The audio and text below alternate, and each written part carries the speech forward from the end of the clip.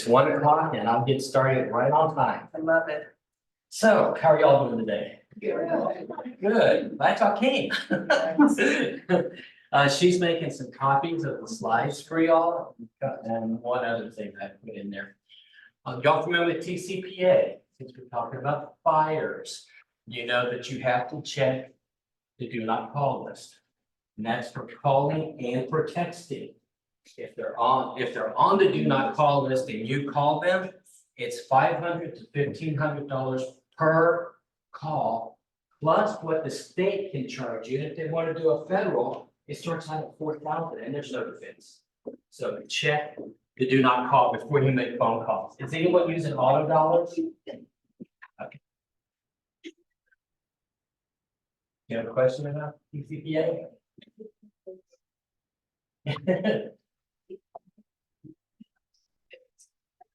All right, so why would I hire a buyer's agent? What's your value to me? The problem with getting time from you guys is, not my area. You take it to Becca. Okay, She may. So why would I hire you? Why do I need a buyer's agent? because I am informed and I know how to do what I've been doing. I've been doing this for 28 years. That's why you should hire me. I have, testimonials to say that I am good at what I do. You can look up my finance, appreciation on Heart as well. You know, that's why you should hire me. And I'm very familiar with the area. I'm not gonna ask to list your house if I'm not familiar. Oh, I'm sorry. Right. You weren't just asking. Yeah. Anyone else? I don't have a question. Why would I hire you? Why should I have a buyer's agent to begin with? Yes, ma'am. Because they're more now, they're knowledgeable, they're gonna help Okay. you navigate the process, Mhm. purchasing a home. And if you don't have representation when you go in, then it's kind of left to the other agent. Is that correct? That's correct. Yes. And I think like kind of is very active and functional for a buyer, especially a first time buyer. Buying a home is a big city, it's a complicated process, so you need someone who's knowledgeable and experienced to help you get the best deal you can on a home and help you get the home you really want. Okay. That's all real vague. Yes, Super, they very, that dangerous, like, okay, yeah. I also make sure you don't make an emotional decision. I make sure your decision is not just based on your emotion. Make sure you don't just like, oh, I gotta have it. I'm going to do the other advocate. And Mark also here that you can look at how at a standard of what the comp and what other houses, I'm sorry, I don't want to be speaking of those things. What the other houses with the activity and the make sure you don't fall higher than the house. I'm gonna make sure you are informed. I think what she just said was a lot better than what she said when she stood up here. But you know, did anyone notice the difference? Yeah. What was the difference between what she said here and what she said sitting with? We're not gonna move it. Nope. He's gonna make sure that the client gets the best value. It's more about the client. Yes, over here you said, I can do this, I can do that, I can do this other thing. I've done this. And over here you said, for you. So you're taking your value and knowing what your value is, then you can customize it to that client. You know, if I'm telling you, I need to find a house that's within 5 miles of my job, and I've got a $200,000 budget. Do you know the neighborhood? So you say, well, I would look in this neighborhood, in this neighborhood. In the packet that you'll be receiving, I got 179 reasons why you should have an agent. This is all from NAR. We need to be able to articulate that, especially now. This is right off of TAR. You're held to a higher ethics standards. We've all agreed to abide by the code of ethics. Do more than help you buy and sell real estate. You're also a counselor. Oh, yeah, yeah, she learned that. And a negotiator, awesome negotiator. Have access to specialized education and resources.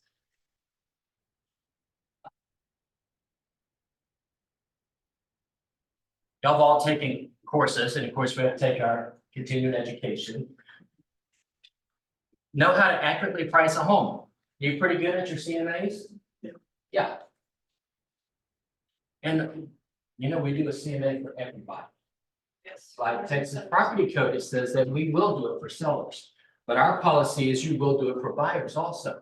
And it's not, it's just telling them, this is the market. If you choose to go above, that's your choice. If you choose to go below, that's your choice, but we're educating them. And sometimes with buyers, you may lose a couple because you got someone who always wants to go lowballing it. You're just educating. You can help narrow the home search. Anybody can go on HAR.com, right? Okay, do they see coming soon? No. Nope. Yeah, we do. So we can put them on a drip campaign. That's our job. That's what we're doing. No, only the I just want a house. agent. But they can see open houses, right? They can see open houses, but we don't do open houses upcoming soon.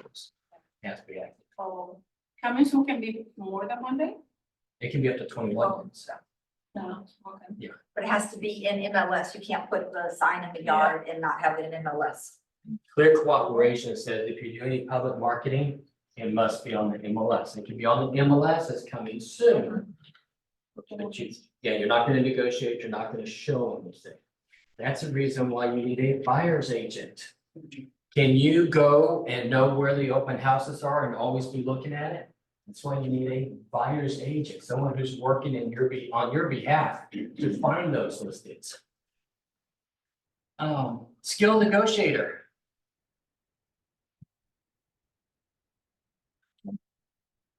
Manage the process and actually save time. The forms that we use, TREC forms, who has permission to use those? The one before contract, all of the forms. that we have. There's realtors, but the consumer can get it, but they can't use it, that, There you go. yeah. Anybody in the state of Texas can use TREC promulgated forms. But we're trained on how to use them. Anybody can use them. Yeah, It's right on there, Yeah. that they can get to them, but it also says right on there, those forms supposed to be used by realtors. Texas Association of Realtors. Has anyone seen the TREC promulgated lease form? Probably not, because there isn't one.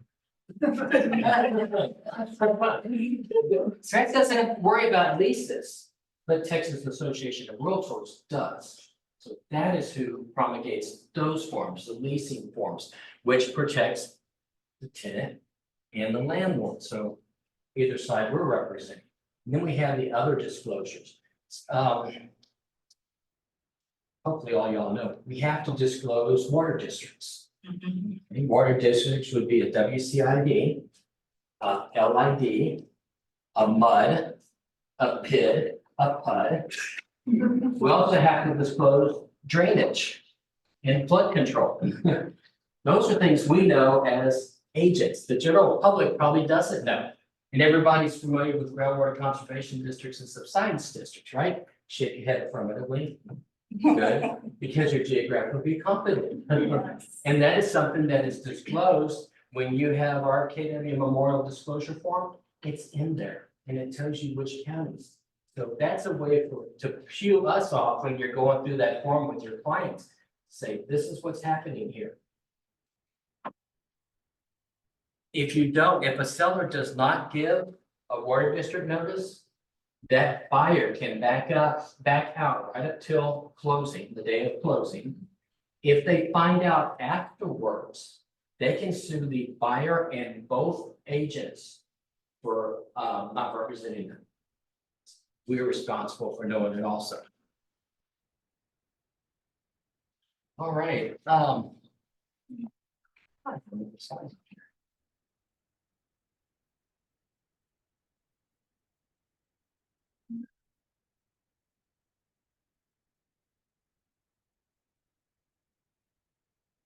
Okay, I didn't put the slide where I wanted it.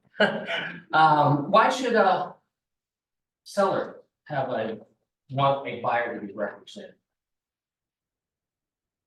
Because you do not want a buyer to come in and be saying that, your agent is representing them too.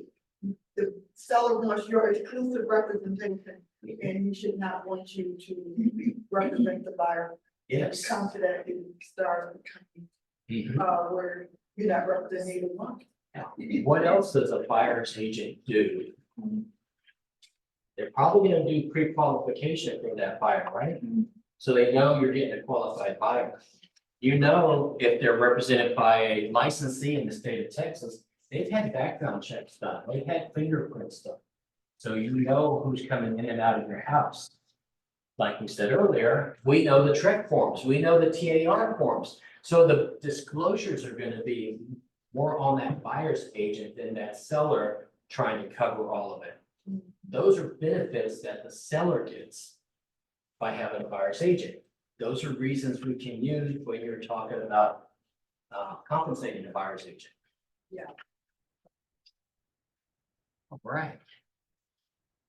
So we're gonna talk a little bit about the code of ethics, buyer purchasing residential, our checklist, the TREC guidelines for broker approval, IABS and buyer's representation agreement, what must be disclosed in writing,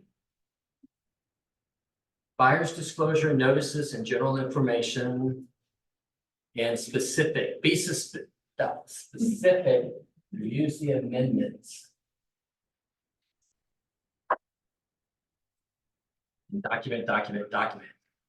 All right, what's the difference between a fiduciary and a functionary? And I got those words out on it. You did. Yes, ma'am. Fiduciary, and you have to put the trust in the trust relationship, and you have to put the interest of the client before you come. You're still in school, right? No? Oh, okay, okay. That's it. We're putting it, their interest above ours. It's done through a written agreement. For us, it's the buyer's representation agreement.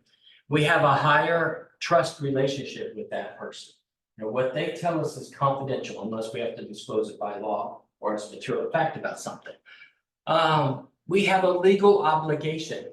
It's not just we have this code of ethics, but a legal obligation to put their interest above ours. Always working in the best interest of our client, accepts a higher level of responsibility. And we're there to anticipate the needs. We're also there, I was talking to a new agent just a little while ago, and it's like, remember, it's your client who you're putting ahead of you. So it's like, well, I would never accept this offer. It's ridiculous. It's not up to you. We don't know what's going on with that person. Maybe that buyer really needs to get into a home and they're willing to not get the top 5 they're looking for. Only gonna get the top 3 they're looking for, but it's their decision. A functionary. For us in Texas, you'd be a sub-agent. So you're putting all the interest of the seller above that buyer. You're gonna negotiate on behalf of the seller. You mainly are just doing the paperwork. You're just a paper pusher. And you put the interest of the seller above the interest of your buyer.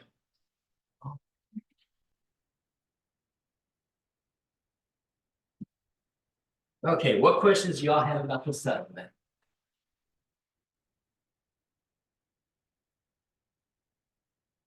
Basically what it's saying, and it is a proposal.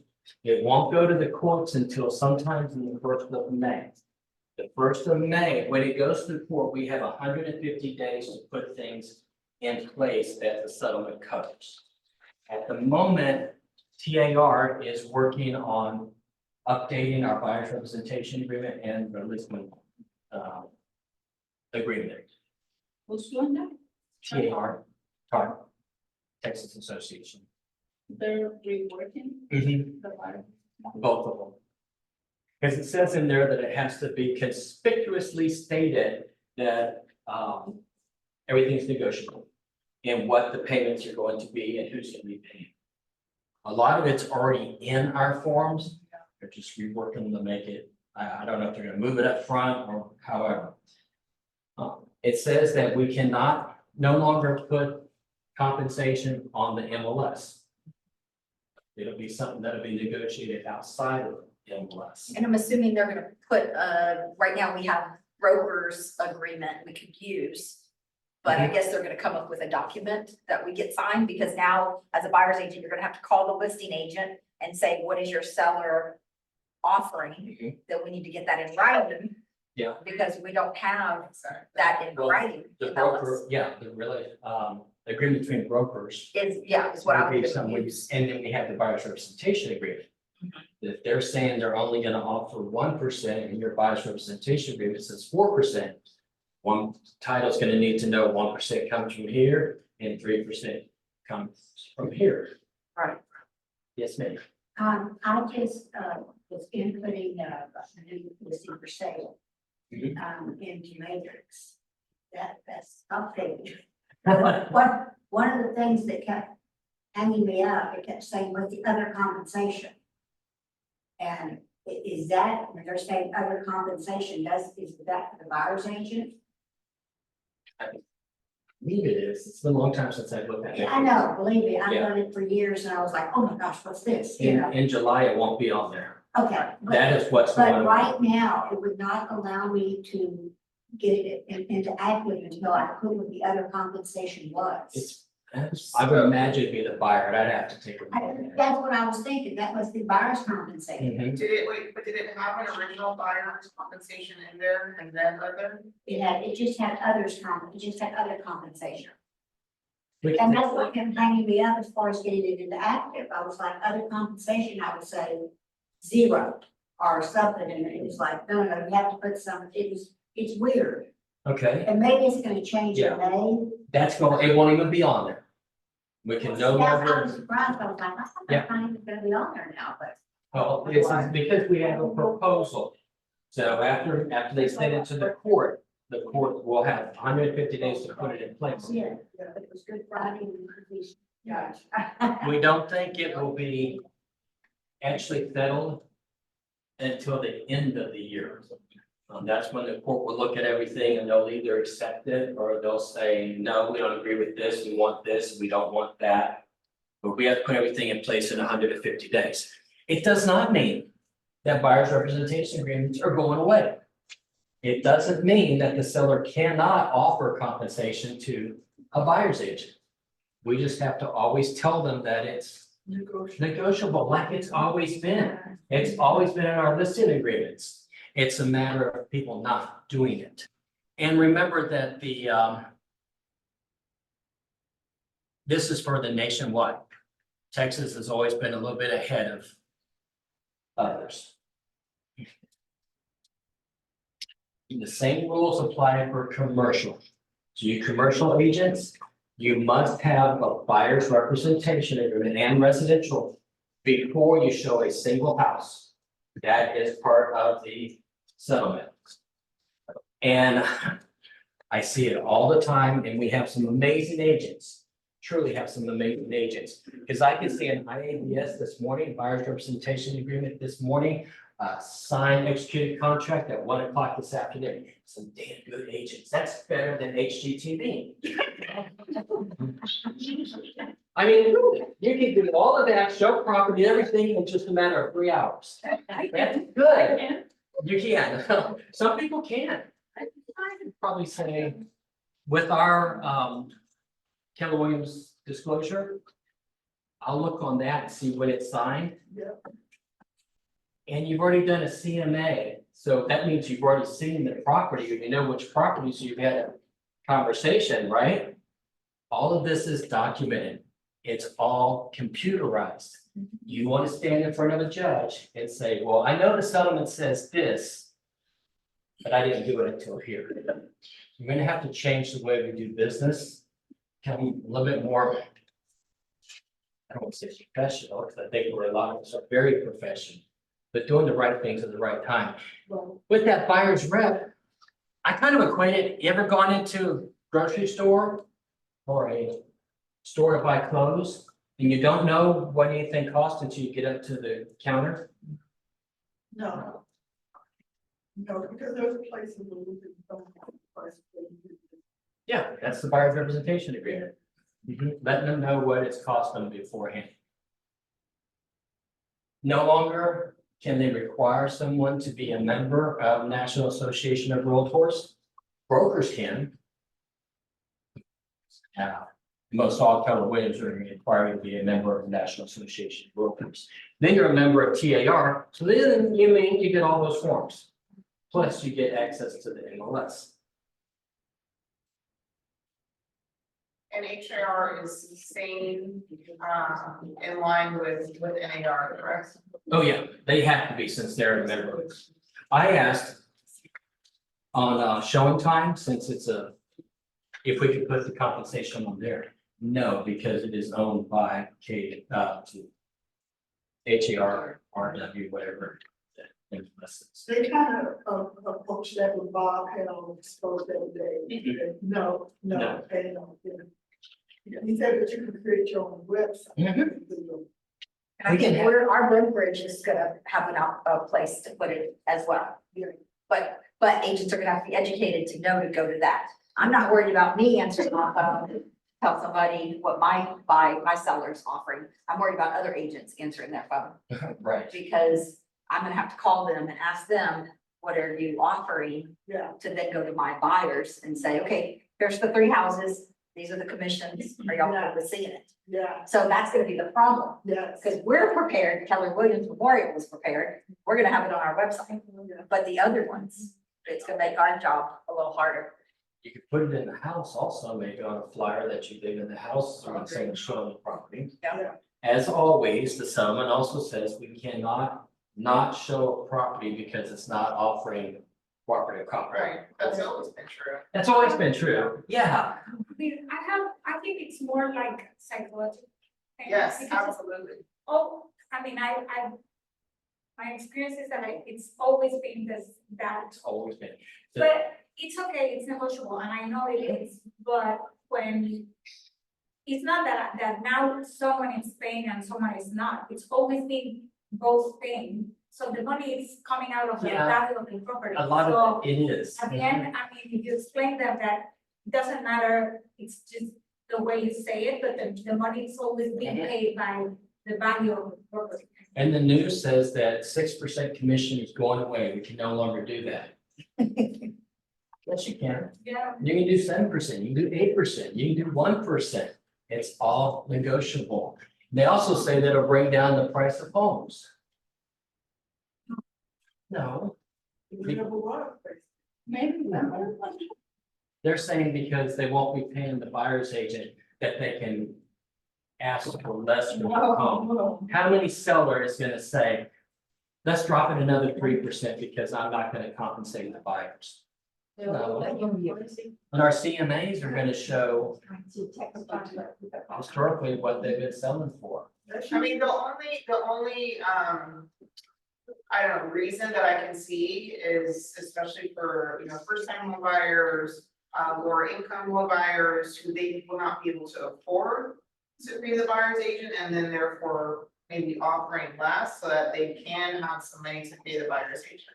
Yeah. So that's the reason that I see the possibility of some homes, prices going down. Do you perceive that mortgage companies are gonna perhaps start including compensation for the buyer's agent as part of the closing costs? Do you see that happening? Yes, I do see it. Well, basically, it's already in there for closing costs. But as far as being able to tie it into the loan, yeah, there's a lot of talk about that. FHA and VA are revisiting because the veteran cannot pay compensation to a buyer's agent. So So, they are revisiting as well? What about percentage? Because they only allow us a certain percentage, that's what I'm worried about. Yes, yeah, you're still gonna have a contribution issue. The contribution, Mhm. which is the 3% for conventional, Yep. 6% for the shade. And so that's what I'm worried about, that with my 3% for conventional, I won't be able to get the buyers. Then title commitment, then other stuff that we usually do. We're gonna fall back on the buyer's representation agreement. What did we agree to? We showed our value. They understand why it makes sense to work with a Realtor. And why they're gonna have to pay. And you're right, a lot of first-time home buyers are not gonna be able to afford it. So if the seller's not offering compensation, I've probably taken out a chunk of buyers. They're gonna have to go to a lower price point. right off the top. A lot of things to talk about. Mitch, real quick, I don't work with a lot of, veterans, into in my entire career, but for clarification, are veterans not allowed to pay the buyer's compensation, or you don't have to? I don't believe they're They're allowed. They're allowed to, but they can't. And I talked to Trey, and he said there's other places a lender can put that. Yes. Yeah, just like a veteran, if the house doesn't appraise, they can get out of the contract, but they can also bring money to the table. There's ways around. There's ways around. it. Technically, no. I do a lot of VAs. Okay. Yeah. All right. Code of ethics. The Realtor Code of Ethics is based on the Golden Rule, federal antitrust laws, real estate license law, or the Texas Property Code. Texas Property Code. Say it again, a little bit louder. The Golden Rule. That is what our Code of Ethics is based on, the Golden Rule. I do it. Ethics complaint can be filed by association members, members of the public, someone involved as a principal or an agent in the transaction, or all of the above. All of the above. All of the above. Who sets the code of ethics? HAR, TXR, NAR, or Keller Williams? NAR. It's NAR. It comes from the National Association. We have to take the code of ethics class every 3 years, stay a member. FYI, the new legal 2, they've incorporated it in there, and NAR said that they'll recognize that, but it won't be for another full year. Isn't that what they did before? It's what they did before, and then we changed it from calling it ethics to calling it legal 2. Yeah. Yeah, they're going back. Who must abide by the code of ethics? All real estate agents in Texas, licensees for practicing residential, all realtors, or all the above? Realtors. All- Realtors. Only realtors have to abide by it. When we become a realtor, we're agreeing to that code of ethics and we will abide by it. Article 1, which of these apply? Duties to client, duties to customers, honesty, or all the above? Other people. Article 1 of what? Code of ethics. Judiciary, guidance. I don't know. It's all the above. How many articles are there? 17. 17. Duties to other realtors. Code of ethics does not describe duties to others. States that we will mediate. Respect is expected. We will not make false claims.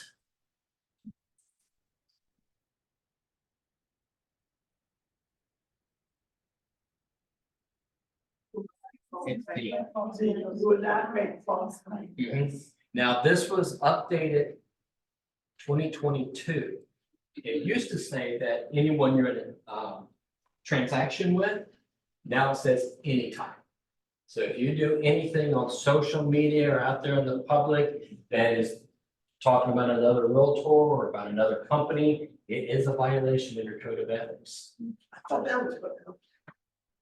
Yeah, it should have been forever. Yeah, but how would it look like not if you have a choice to be a member of NAR? Does that just mean once you are not a member, just do not have to adhere to? They don't have to adhere to the code of ethics. I'm dealing with one right now.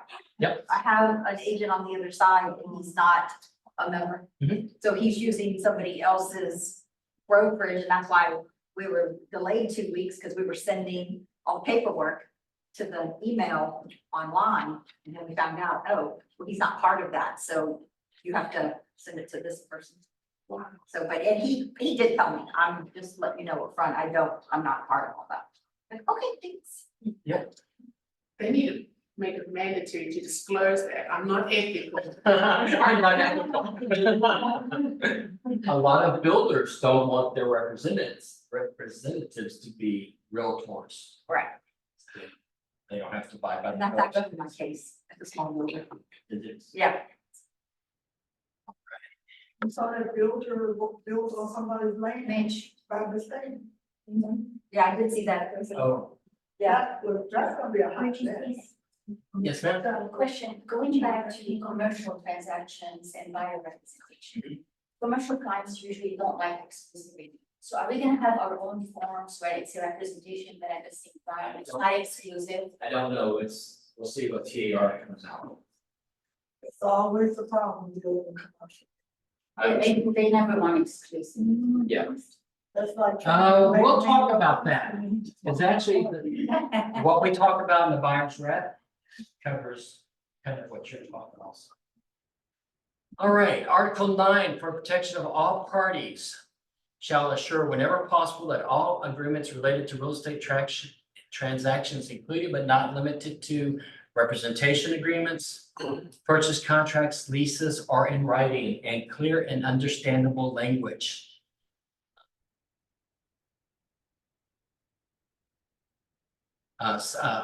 Article 9.2 shall make reasonable efforts to explain the nature and disclose the specific terms of contractual relationship between being established prior to being agreed to by contracting parties. You can't just send somebody a document and say, please sign this. If you have any questions, call me. You have to explain the document. And that's also a TREC issue. If you send someone a document and they say, no, he just sent it to me, I never knew what it was, I just signed it. You're at fault. You have to talk about the documents that someone is signing. Articles 10 through 14 are duties to public, articles 15 through 17 are duties to realtors. Fair housing, it is fair housing month. It is. It is, okay. Understand, Jocelyn, then we have somebody coming in, Yeah, I have somebody from NAR, not coming in, but virtually. when is that?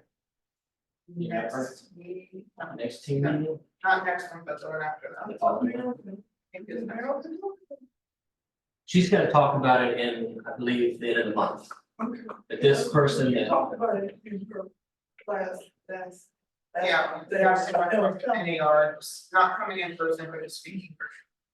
and we're also trying to get the Houston Fair Housing to come in, or at least zoom in. Yes, ma'am. I would go back to what you said about you have to explain the document right prior to sending it. Mhm. Let's say you did, the person still says, well, I don't know, how do you? What do you? You can document in there and say, per us going over the contract. He went over, put in an email or something that we discussed that, we went over pages 1 through all the way through the whole contract. Say, thank you for spending time for us to go over the contract before we sign it. Just somewhere to let them know, Just send an email. Just thinking, yes, I'm gonna cover the thing. once you join us, we use dot loop and DocuSign. And with that, when you go to send the document, just place you put a note. This is the document we discussed last night. Awesome, Becca, thank you. Wonderful. What, they're not in color? You can't drop her off. I hit it and it was spreading already and I'm like. Lighter, I'll be. Sorry. Bring in some crayons. Take one, Take one and pass it around. Protected classes, race, color, religion, sex, national origin, ancestry, and familiar status or disability. These are what is covered in the fair housing. HUD added sexual orientation and gender identity in 2012. Texas Association or National Association has added it several years ago also. You understand the difference between, I spelled that wrong, didn't I? You have an NAR. Making sure we're awake. Exactly. It's a trick. It wasn't a mistake. I meant to do that. I'm the one who took it. Understand the difference between national origin and ancestry.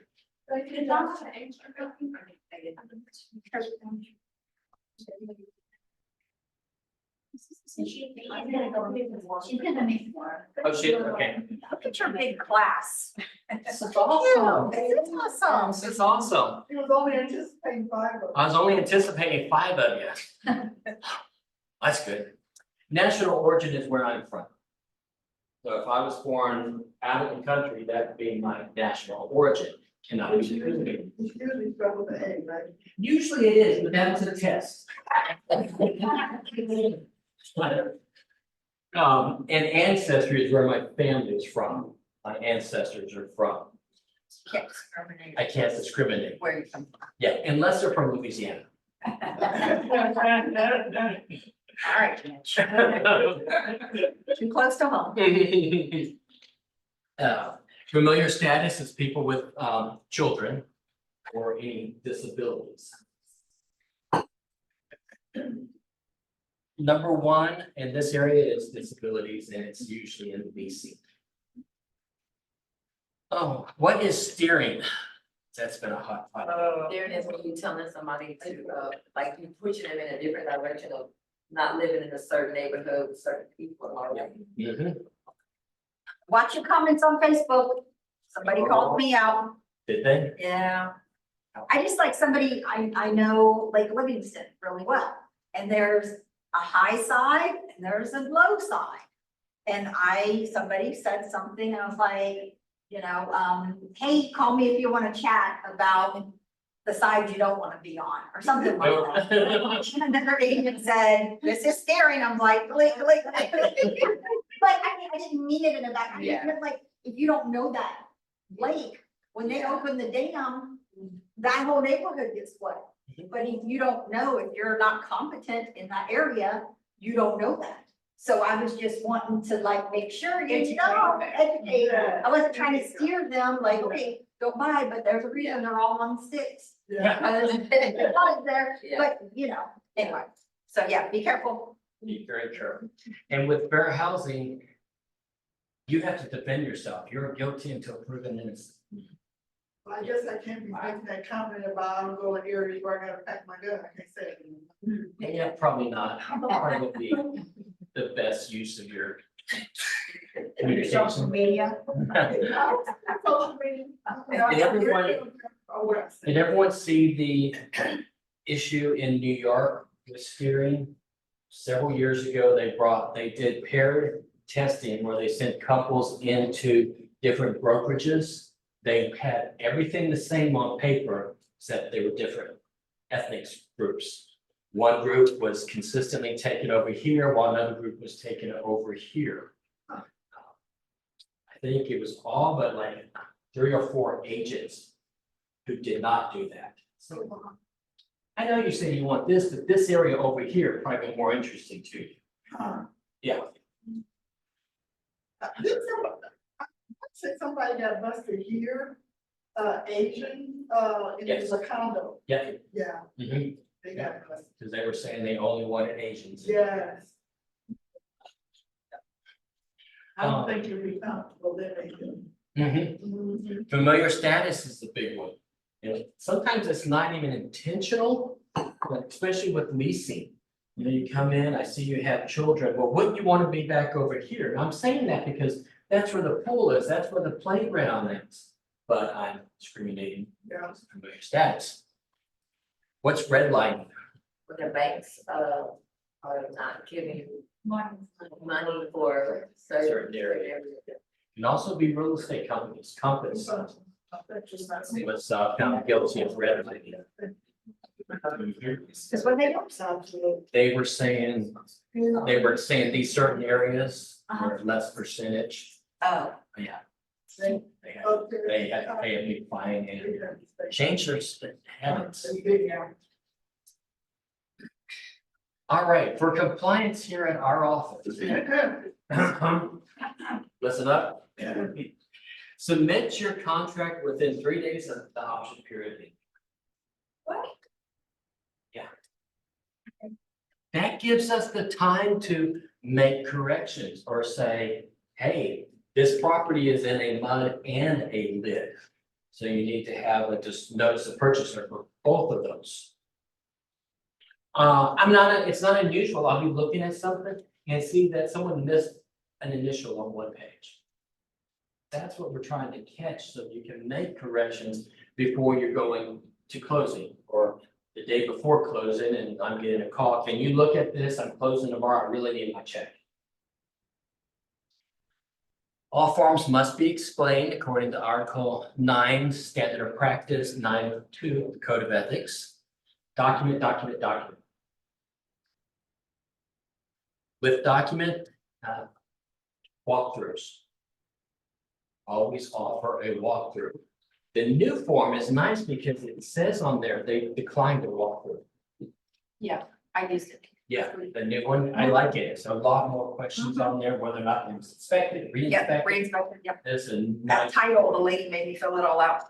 oh, good. If you're a listing agent, ask for it. It's CYA. Cover your ankles. We had a different brokerage that paid $5,000 because she could not document that she offered a walkthrough. Yeah, once they got into the house, the downstairs bedroom had a bunch of furniture in it. When they moved all the furniture out, they found out they had also had ferrets in there for a long time. Ferrets, ferrets stink. Very good. They had urinated on the walls. They had to pull up all the carpet, take the sheetrock out, treat all the studs and the foundation and put it all back in. The agent paid for it because she never offered a walkthrough. And they said, if I knew this was happening before I went to sign, I wouldn't have signed. How did they not spell it the first time? I don't know. I guess if there was a lot of stuff in there, they may have just opened it and who knows? Main thing is document. We had another case, same thing, well, not with the ferrets, but someone came back with a lawsuit saying that there was a leak in the house and it had been there since they bought it. Well, we were able to pull out our buyer's walkthrough and give that to the court, and the court said, you're off the lawsuit. Document, document. Geographical competency. Have to know what's going on. What our brokerage says is that you should be competent in Harris County, Fort Bend County, Brazoria County, Galveston, Chambers, Liberty, Montgomery, and Waller. My favorite question. Where's the Gulf Intercoastal Water?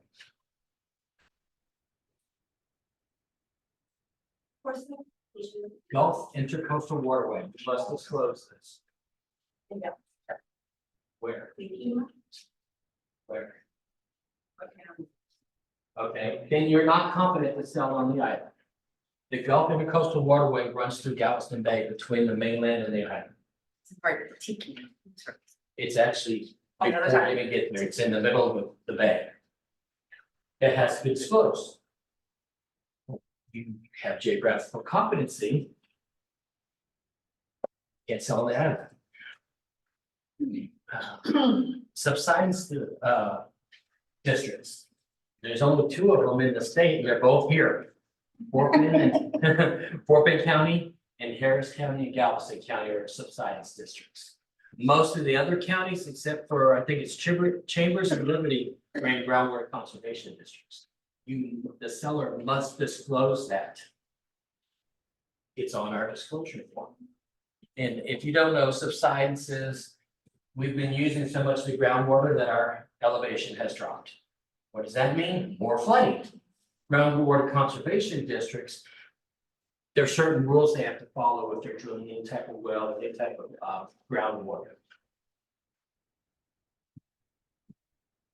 Trek says to be geographically competent, you need to know local, national, what's going on in real estate. And you need to know what's going on in that area, like traffic, major road construction. If there's any special forms anything special that has to be disclosed. I did not know until this morning, but Comal County has a special flood form that was. Comal, it's New Brunswick. Yeah, No, it's not in our area, but we had someone who wanted to work in that area. And when asked, they didn't let them. Yeah. There was a gentleman here in Houston who sold a property in College Station.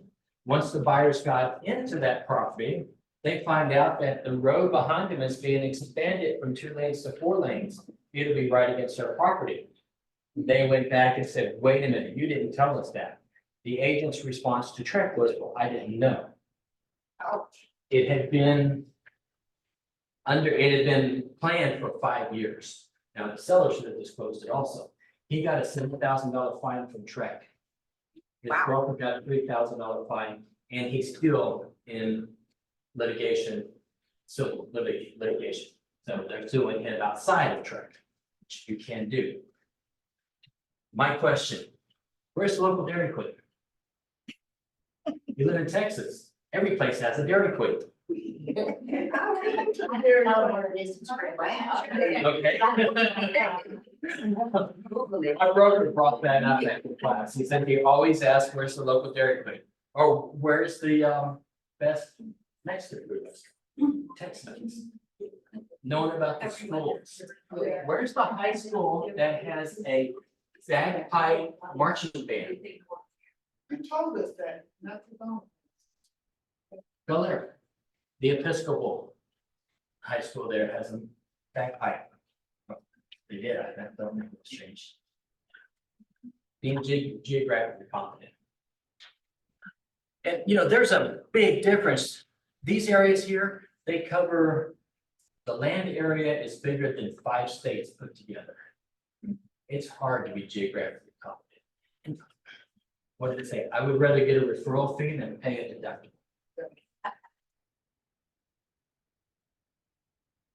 Right. Duties of a buyer's agent. As a customer, we must be honest. We have complete loyalty to the seller. Relay all information that we receive to the seller. Disclose material facts regarding properties. Have to do that. No advice regarding the property, only facts. Get the best price for the seller. Cannot give an opinion to value. It shouldn't say value in the way, it should be market. No price counseling, suggestions made regarding financing or any other terms must benefit the seller. Prepare offer on behalf of the seller, negotiate on behalf of the seller. Attempt to strengthen the seller's negotiating. Problem solve the seller. Will not allow to show any listings from our brokerage, which is 600 agents. As a client, it's loyalty, it's all the information, the buyer's side, material facts, plus anything else. Consider alternative solutions for finding properties for the buyer. You see the difference. I put this up here because we're gonna get to the buyer's representation agreement. Another reasons why you need to have an agent. I can show you properties, but you're gonna pay it. Quick question, Yes, ma'am. what about that last one, you're not allowed to show any properties from your own brokerage? Yep. Okay, isn't that what intermediaries are? Yes, but intermediaries only if you have a buyer's representation agreement. This here's a customer. Yeah, customer client. Our checklist, IABS. When do you give the IABS? First meeting. First substantial communication. That could be meeting, phone call, emails. Have them with you. Oh my God. Friday, I was on the phone with another brokerage. Our agent showed their own listing. Then that person went and got an agent and wanted to suddenly use this agent, so that agent would get paid. Our agent didn't even give an IABS. We had no defense to that. Yes, ma'am. So if I met with the first guy and went to the office, and then I put down with my, IABS in my signature. No. Has to be the body email if you can do that. Or have it in an email. This is the form that you and I reviewed. And then you say, click on the link below to, So the name doesn't. No. because you have to explain it. I can't just have it on there and say that's the delivery. Buyer's representation agreement, when this must be given. New rules. Before you show the first house. Executed 1 to 4. Seller's disclosure if applicable. Keller Williams Memorial Disclosure Notice of General Information. This form took 5 other forms and put it all together. And we used to want you to do a CMA and get an initial and upload it. This form says that you've done it and that buyer is initially and off saying, yes, I received this. TREC states that the broker must maintain all disclosures for 4 years. All CMAs for 4 years, all buyer broker price opinions, all agreements for commissions must also be. So that is going to change once the settlement comes to place. I'm sorry, are you saying that probably more advice so it's a general information? So because on it, it's in that little page, it says that I gave them CMA, I no longer have to show the CMA, is that what that's saying? No, you're still gonna give it to the client. And it says on there that you've reviewed it with them. You just don't have to upload it. But on the other hand, it must be maintained for 4 years. Put it in command. Yeah. Why try to do it yourself? You're paying money to this place. Let them worry about maintaining everything. A receipt of earnest money, receipt of option, the MLS pending. Now, we always wanted this one so we could see that you were getting the credit for the sale first off. KW is getting the credit for the sale. And we also wanted the compensation. And that's changing. We'll still want it so we can show that. And I do run into them, and y'all do too, where you'll see the listing agent put themselves as the selling agent, or they put non-MLS when it was you who was involved in it. Tax record, so we can see that the person who's signing it is the person who legally owns the house. If you have a tax record and it doesn't match, tell us why. You know, if it hasn't been updated, you can, most of the time it's someone who represented a buyer and then the buyer's gonna lease it. Put the closing document on there. Then there's no question. If it's an estate, put a note, because if not, we're gonna have to send it back and then you're gonna have to figure it out. To get it. Disclosure relationship with the residential service contract. That's your home warranties. If paragraph 7H is checked, that has to be given. If not, Right, if 7H isn't checked, then you don't have to give it. It's only when one party, well, with this case, it'd be the seller is following the home warranty, residential service contract. American Home just pulled out of our brokerage, Oh, so that form will be updated. Is that when they prefer, or not a preferred? They're no longer preferred, yeah. but that's Keller Williams, right? Or is that one of the memorial document? No, that is a, Yes, that is a trip document. Yeah, a trade document, but those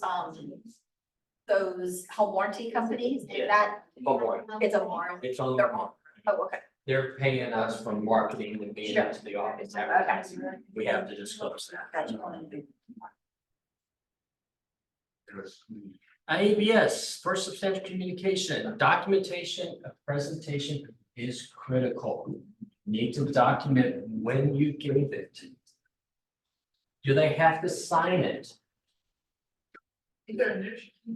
Do they have to initial it? Yeah. No. Well, we need to have some documentation to show that you gave it to them. Yeah, exactly. You have to have documentation to show that it was presented. I remember someone who did not want to sign anything. You give them the IABS, you go through it. This is the way brokerage works in the state of Texas. You be represented, blah, blah, blah, blah. When you initial that you received it. I always never ask them to sign, I always ask, would you acknowledge that we reviewed this? No, I don't feel comfortable signing. That's okay. I turned it over and put, reviewed 4/2/2024. Would you initial this? Oh, yeah, I can do that. Yeah, it's just a matter of how you do it. And if not, document that you went over it. If you send it through email or something, it's the form that we covered. Do you have to give it if they don't become a client of yours? Yeah, you have to do it anyway. Any substantial communications? First meeting. It talks about the type of real estate license holders. It tells them the minimum duties. What is expected of us as their. Tells them about agency, intermediary, and sub-agency. You may be seeing more of the sub-agents in the future. that all agreements need to be in writing. And it gives all the contact information, the brokerage, the broker, licensed supervisor, and yourself. All of this is on HAR. Go to your account, the form's on there filled out. You can upload it, you can print it, whatever you need to do with it.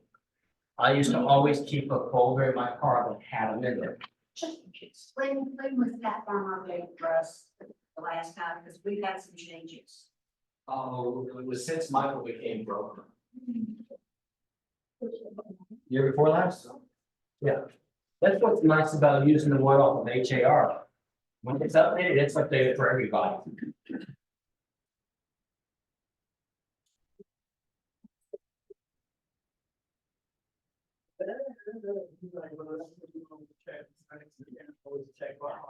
Buyer's representation agreement, the Texas 1501. It is a requirement of the broker. It is a requirement of the settlement when it's approved. What is it? It defines the relationship between the broker and the buyer. It covers help me out. Exclusivity. Thank you. That word. You can't roll your tongue. No. Talks about obligations. It talks about the fees. Who pays what? It talks about if we can't come to an agreement on something, both parties agree to mediate. It also talks about limitations of liability, which I think can be just as important as what you're getting paid. Why use it? You ever go to a doctor's office or a lawyer's office and they see you without anything up front? You're a professional. They always make you sign something. It's where you set your expectations. Is anyone here a 24-hour agent? Nope. Don't call me before 9, don't call me after 9. Exactly. You set the expectation right there. These are my hours. I do not work on Sundays or whatever the case may be. You set the expectation up front. Is your doctor or your lawyer 24 hours? Probably not. Maybe your pastor. Yeah, or chair. We can add that in the buyer representation. Yeah, Or special provisions. Put it how in would there. you add in there your hours? My hours are. During negotiations? No time. Yep, no Sundays, however you're running. And that's where I put my, my fees for my, what do you call it? My, in special provisions, Mhm. right? In that, Yeah. where you Other fees? yeah, for other fees. Yeah, there's a line for that, or you can put in special provisions. Using a written buyer's representation agreement not only keeps you in line with the code of ethics, it starts the client relationship off on the right foot. And it addresses key terms. So already you're beginning to build a rapport. They're starting to understand the language we use. This is all, I hate it when I get a contract and in paragraph 22 addendas, it says TXR 2513, TXR 1414. How many people outside of us, well, how many of y'all know what those numbers are? We don't even.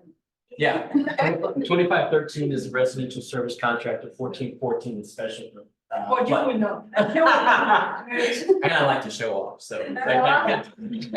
Write it out so that everyone knows what they're expected to get. That was all this, okay. Sometimes the name of the form is not wrong, that. Yeah. Yeah. Yeah, well, addendas, which is the only thing that go in paragraph 22, are not that long. All right, a broker cannot sue for their commission unless they have a written agreement. You don't have that, we can't go after our commission. Office policy permits the broker to act as intermediary. We do not do intermediary without assignments. Unless you have written permission. Any questions? Always get questions on that. What do you have to have intermediary?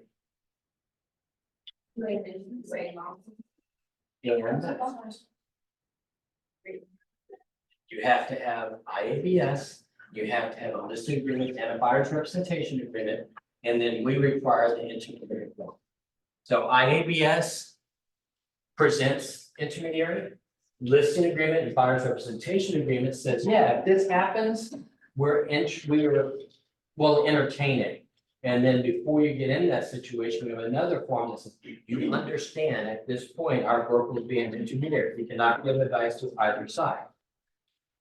You gotta have those things in advance. The pages of the same model. Now, the one is working with, the buyer, one's working with the seller, it's very obvious that the client. Yeah. You have to have the broker do the intermediary assignment. No, Each, that's, yeah. yeah, you trust. We know y'all can do it right.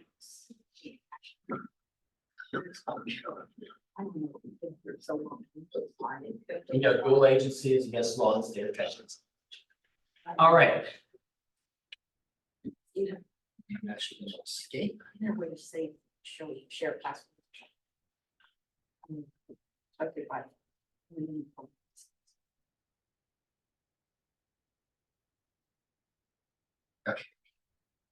So, finally get to the form. Parties. Who are the parties to this agreement? Your client, whoever that's gonna be, use the name that appears on their ID. That's what they're gonna have to sign everything when they go to closing. Get as much information here as you can. Minimum phone number and email address. If anything happens, if we have to get a hold of your clients, we know how to get a hold of them. We've had cases. The worst one I had, and it wasn't at this brokerage. One of our agents suddenly passed away. Yeah, it's very sad. So we need to have contact information. So they don't think that you just dropped it. And then Keller Williams Memorial, because that is the brokerage. Our address, our telephone number, email address, you put your email on there also. Appointments, they're appointing us as their representative in the market area. When does it start and when does it end? I like it to start the day I'm going out and showing properties. And maybe it runs for 6 months. It runs for 3 months. Maybe you run it for a full year, depending on the property, cost of property. But remember, do I want to date you or do I want to go steady? Then maybe I do it for a short time. People that have issues with signing your buyer's representation agreement, right here's supposed to negotiate. We're gonna do it for for April 2nd, terminates April 3rd. Anything I show you today and tomorrow, I'm your agent. Maybe you do it for just a weekend.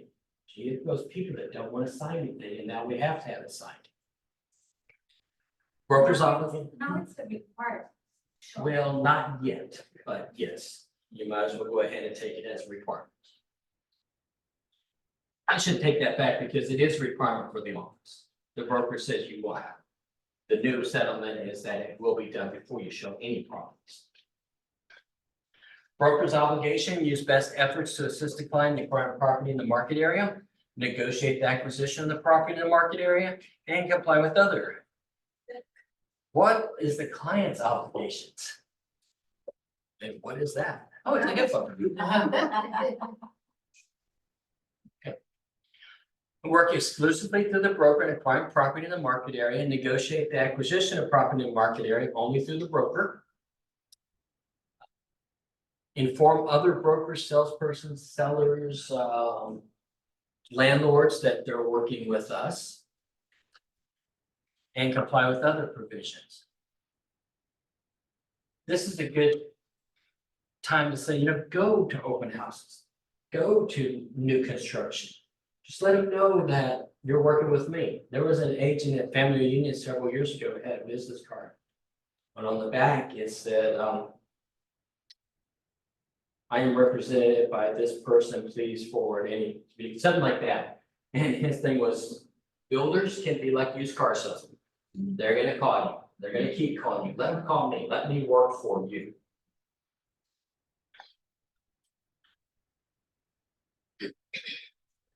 Must have the client's name and KW on each page. We're representing that each person signing this agreement represents, wait, there's a form.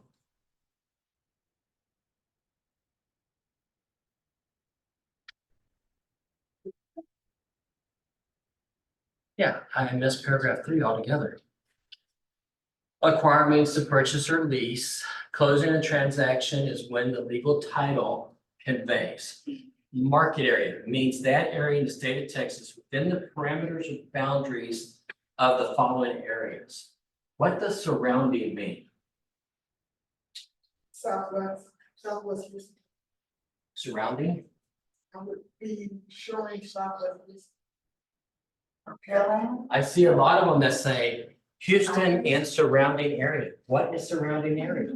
Surrounding counties. Surrounding counties. Cypress, I mean. It's just that surrounding. That's because like if you're in Houston, surrounding areas, Katy, Cypress, and Sugar Land and Stafford, that's all surrounding. If you're in like, for example, 80, all that's surrounding 80, When I looked it up, surrounding said touching.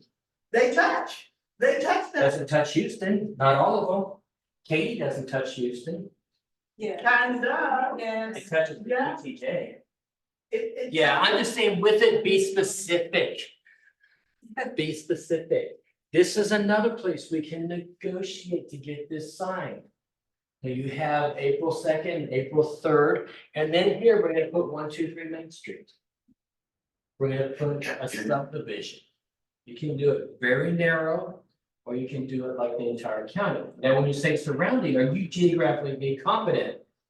We already discovered you're not geographically competent to work in Galveston, but it's surrounding. No.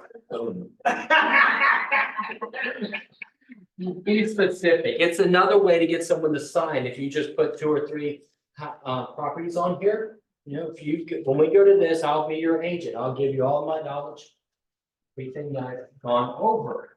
And then if I like working with you and you like working with me, what do you mean if you like working with me? Don't you? No, sometimes I don't want to work with you. That's right. You can amend it. Another place we're starting to negotiate to get this signed. For those people that say, I don't want to sign anything with you yet.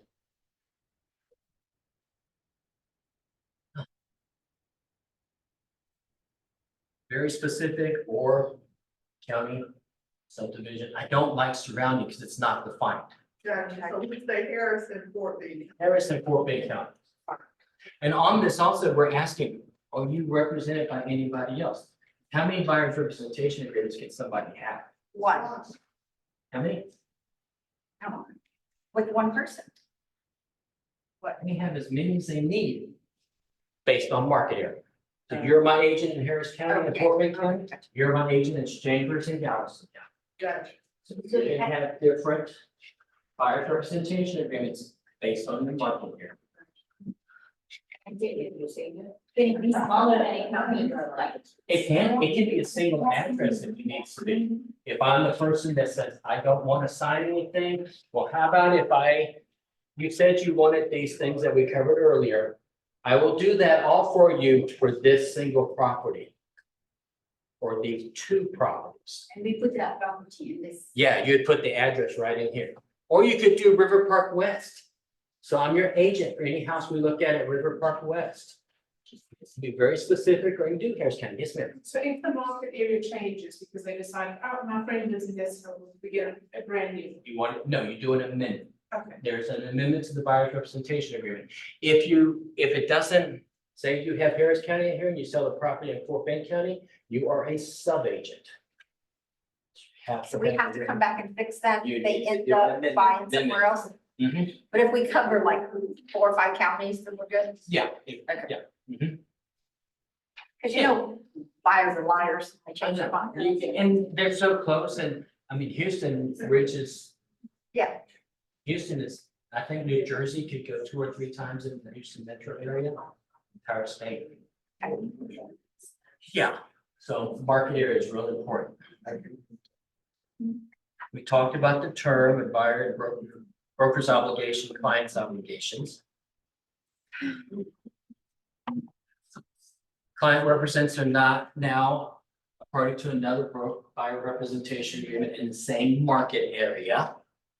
If they're working with a relocation company, you're gonna put the name of the relocation company here and you're gonna give them 40% of your commission. Yeah. But 0 or 60% of commission. Broker is not authorized to execute any document in the name or behalf of a client concerning a property.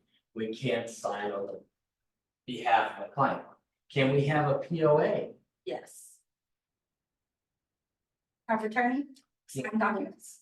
For you to sign documents for me as Oh, a no. client? No, sir. No, No. no, keep it at arm's length. Yeah. When I sold my parents' property, was their POA. But for that transaction, it went to my brother, so I wasn't signing anything on their behalf, and that was just in case somebody wasn't able to get it. Keep it at arm's length. Intermediary, we talked a lot about intermediary. Intermediary, A, saying that yes, they want to see properties listed by Keller Williams Memorial. They understand that if they make an offer on one of those, it'll be an intermediary situation, the broker can't give any advice. No intermediary status is you can't show any property that is listed by us. And that's gonna right away take out. I didn't look how many we have, like 300 listings, right away you can't show to them. If the broker acts as an intermediary, they may not disclose any confidential information. I can't tell you, well, don't accept that because I know that buyer is willing to pay 10 grand more. Don't give any advice like that. This is important. Competing clients. We're buyer's agents. Once in a while, you'll have a case where you're showing the same property to two people. It does happen that you'll have two clients who want to make an offer on the same property. That gets sticky. Anything they tell us is confidential unless it's a material fact that has to be disclosed by law. It's now and forever. There was a team out in Cinco Ranch in Corcoran County. Don't remember the names right now. They lost the listing. And what happened? I ended up talking to him for some reason and he just went off on these sellers. You know, they're asking too much for this property, blah, blah, blah. He gave all that information, which was breach of his confidentiality. All right, the big one. Paragraph 11, get comfortable with this paragraph. Know and believe in your value. I think a lot of times we don't believe that we bring value. If you don't believe in yourself, how are you going to communicate that to someone else and get them to believe in our value? There's a really good class that HAR has started, it's value propositions, and it breaks it down into 3 groups. And it all goes towards the client. Like I said earlier, when Dilsey was over here, she said, I. Over here, she said, you. I'm doing my value to what that buyer is looking for. I am being transferred here. I need to have my kids in school by September. Okay. My value is, I know these areas and I can find you the home you're looking for. However you want to articulate that, but know what your value is. All right, parties agree the broker will receive the commission calculated as 1% of the gross sales. Client agrees to purchase a property in the market area. And if client agrees to lease the property, either a percentage of 1 month's rent or a percentage of all rents paid over the lease. What do you put in number in A1? 3%. Okay, does anyone else charge anything different? You can. And we're getting rid of historically, commonly, it's all negotiable. So if your value is 4%, you can charge 4%. I really expect them to add another line here. Some people are talking about doing it per hour. You know, you'll pay me a retainer and my fee is $50 an hour, kind of like what lawyers do. I've heard that come up sometimes. I've heard doing a la carte. You know, here's my X percentage at this point, percentage at this point. We know that people kind of tend to go towards the middle. So if you have 3% here, 4% here, and 5% here, you're probably gonna go for that 4%. But as a buyer's agent, what would those packages, I mean, a listing agent, I can Oh, totally. there's a lot. Yeah, for listing agent, I can totally justify having 3 packages, Mhm. but for a buyer's agent, I'm like, what am I gonna, Maybe I Not- pay for a home warranty. okay, I'll throw in a home, I'll pay for the home warranty, because I believe in that. I will. Well, sometimes you have someone come in from out of town, and they want you to pick them up, take them to the motel. yeah, Pick them up the next day. I'm not gonna do that with what I do for other people. Maybe I Oh, do that at 4%. Okay. I've even seen people go so far as saying, for this percentage, we will show, I'll give you a selection of blank and I'll show you this many somebody houses. else's. Yeah, that's the only thing I come up with, I'll show you X amount for this commission, Mhm. and then anything over that, it's gonna be more. Get your, no, also, when you're looking at your broker fee, how much does it cost you to represent a buyer? You gotta take into consideration your fees here, your MLS fees, your NAR fees, your car payment, your insurance payments, your gas. If I know that, I know that I need to clear X dollar amount. So it's easier to negotiate. When you're dealing with a tenant, you have percentage of 1 month's rent. If they decide to do a 6-month lease, you're still getting the percentage of 1 month's rent. If they decide to do a 2-year lease, you're still getting a percentage of 1 month's lease. Here, and it comes out to about 8.33. You're gonna get that, if it's 6 months, you're gonna get a quarter of a month. If it's 2 years, you're gonna get a full month. It's another way to look at it. So you're also protecting them with this new agreement. If they do a 6-month lease, they're still paying us half of 1 month's rent. The thing that comes up, sorry.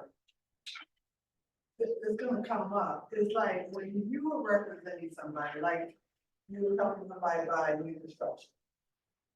Lennar and Katie Homes, say 2%.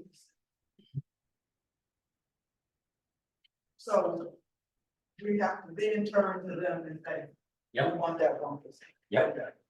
That's gonna be your issue when you're dealing with that, and so like.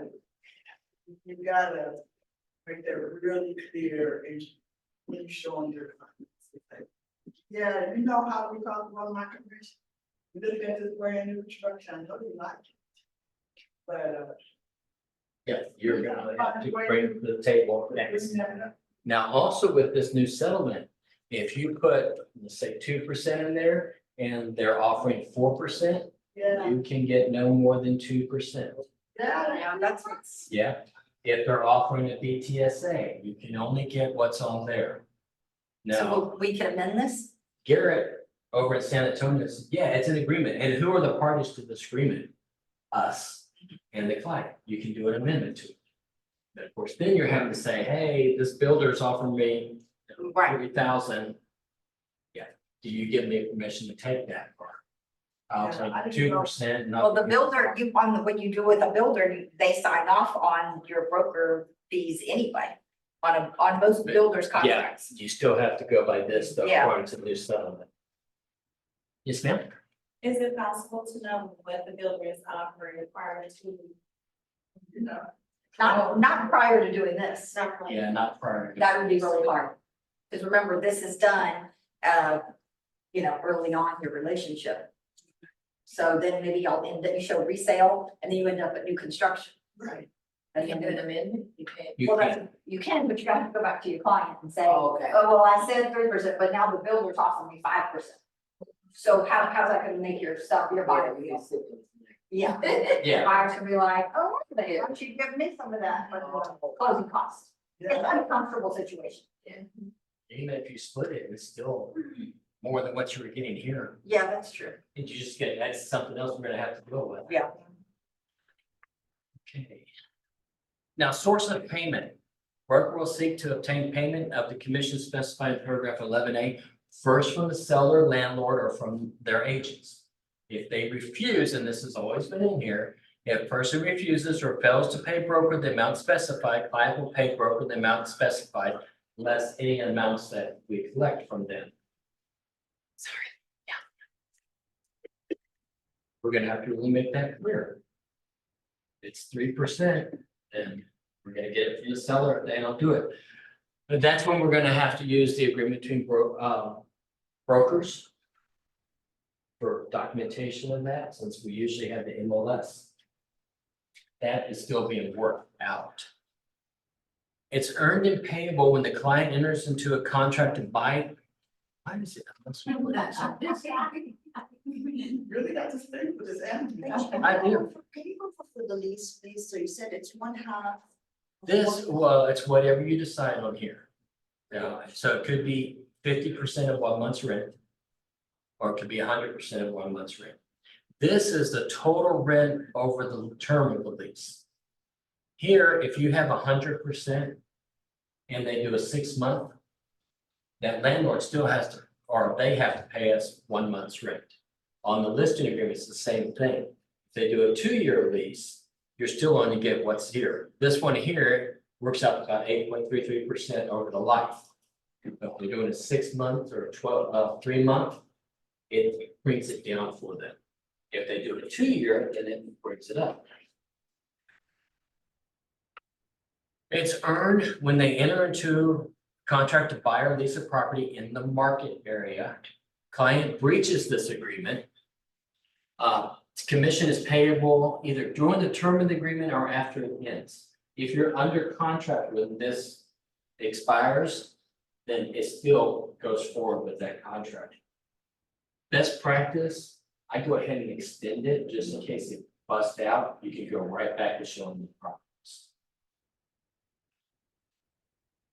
Breach of contract to buy or lease a property in the market area. Clients have breach of this agreement. Breach of contract.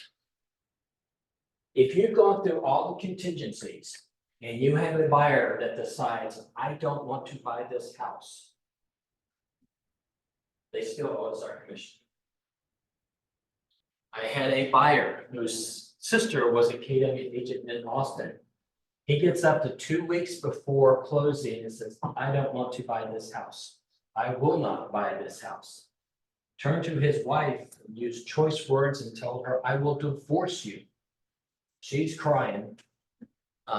We sent him a letter stating that not only are you under contract and the buyers can sue you for specific performance, at this point, you owe KW the full amount.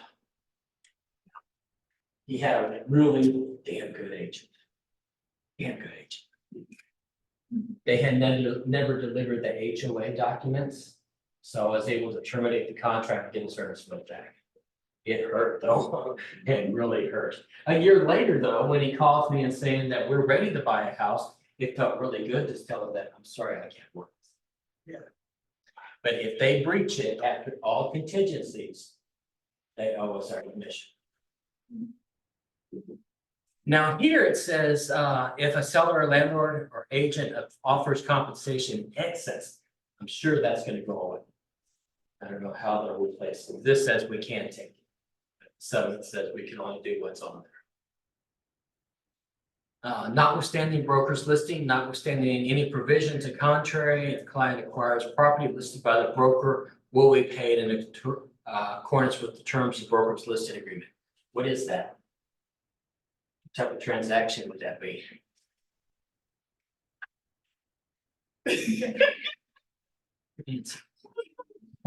Yeah, that's intermediary. It's an in-house? What was that? In-house transaction? In-house, an intermediary transaction, yeah.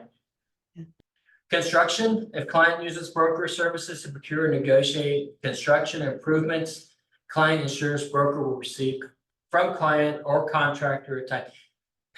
Bunch of words there. This is saying I help you negotiate and purchase a lot. And then I say, hey, Dilson, will you help me work with this builder to negotiate building a house? Well, in here, it tells you what type of commission compensation you're gonna get from helping with that.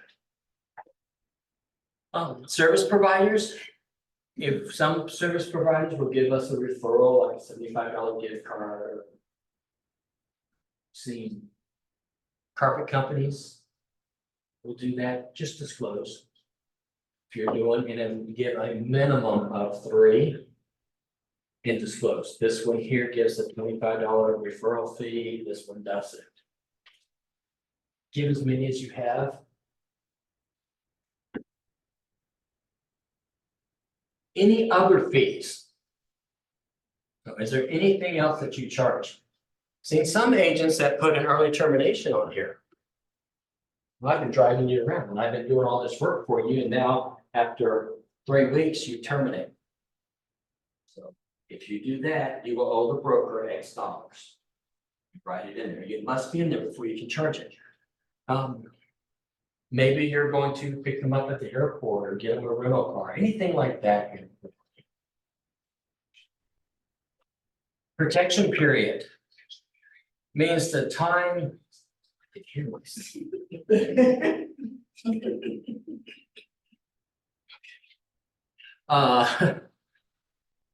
came back sound like a woman. It's my other half. Is she discriminating? Just saying. Protection period. So this ends on, let's say, April 3rd. How many days after that, if they decide to purchase one of those homes that we've shown them, negotiated for them, we can still earn a commission? I saw one the other day that said 1 day. That doesn't do anything. Might as well put nothing there. I think Now- more than 30 days. It's 30 days, 60 to 90 days. It can be whatever, but normally they've already been talking to this other person about, it's not gonna be all obviously with my agent, I figure that's probably gonna happen within 30 days. You're gonna know it. And it's rare. We've had it once that we've actually collected our commission, and it was, they used the same contract that we wrote, the exact same one to purchase the home. We were able to go after our commission and got it at that point. Yeah. Now with this though, okay, it terminates, they weren't able to find a house. You've got a 60 days on there. You're gonna have to watch all of those properties to see when they go on their contract. After they close, Right. then you're gonna have to wait till it goes to the deed is filed. So you find out who bought the property, and then you need to go after your commission. What else? What's your number one job as a real estate agent? Lead generate. If they're not looking for it and they've been with you for 6 months, maybe someone I don't want to work with. But that's a deterrent. H is authorizing title to cut checks. They don't have to worry about cutting the check. It's all going to be done through title. I is always Harris County. It's where the brokerage is located, not where the property is located.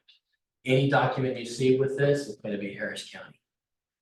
We agree to go to mediation if we can't come to an agreement or over some issue. Whichever party defaults, they're going to pay attorney fees. Now, I like this paragraph, the way it's bolded and highlighted. Limitation of liability, neither broker nor any other broker or their associates is responsible or liable for any person's personal injuries or for any loss or damage to any person's property is not caused by the broker. Client will hold broker, any other broker and their associates harmless from any such injuries or losses. Client will indemnify broker against any claims for injury or damage that client may cause others or the property. Without this sign, you take them out to show new construction, they step on a nail, they can sue us. Yep. They're walking up a driveway or in a house I showed, they had brand new white tile with white grout lines. It was pristine. They didn't tell you there was a sunken living room, 3 inches. Ooh. Yeah. But I did it very gracefully. If it had been exactly, if it had been my client though, they could possibly sue me without this indemnification. They can still sue you, but it looks a lot better. You go to court and say, that wasn't our fault and they already agreed to this. I like that paragraph. Addenda. Anything that's checked in this box says you're giving it to them. It needs to be there for compliance. IABS. Mold remediation, consumer protection, nice form. Welcome to give it. Information concerning property insurance. I like that with buyers because it tells them they're gonna be a clue report. It's gonna show you any claims or anytime they've even called and asked about something for the insurance company for that property. That's a nice thing to have, but it also says on there, there's a clue report on each one of us. Did y'all know that? Yeah, so it tells insurance company how many times I've made a claim. So it can affect your rates. It's the same thing we can give to our sellers. Another thing to say, don't try to hide anything, it's gonna come out. General information and notice to buyers. That is one of the forms, well, actually, insurance and this form combined into our buyer KW Memorials form. Protect your family from lead. If you're looking at properties out there before 1970, you must give that form. Well, it was 79, I thought. I thought it was 1978. It was 78. to see it or listen. Oh. Yes, but any property built before 1978. Information about special flood hazard, not required, but I love it. It's just letting them know, we live in South Texas. Places have flooded that have never flooded in the past. And you know, if you've been here for a while, we have 2 seasons. Flood and drought. Okay. For your protection, get a home inspection. This is for FHA buyers only. You must give it to FHA buyers.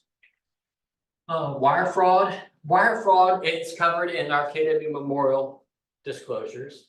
It's covered on the contract, it's covered in from the escrow company also.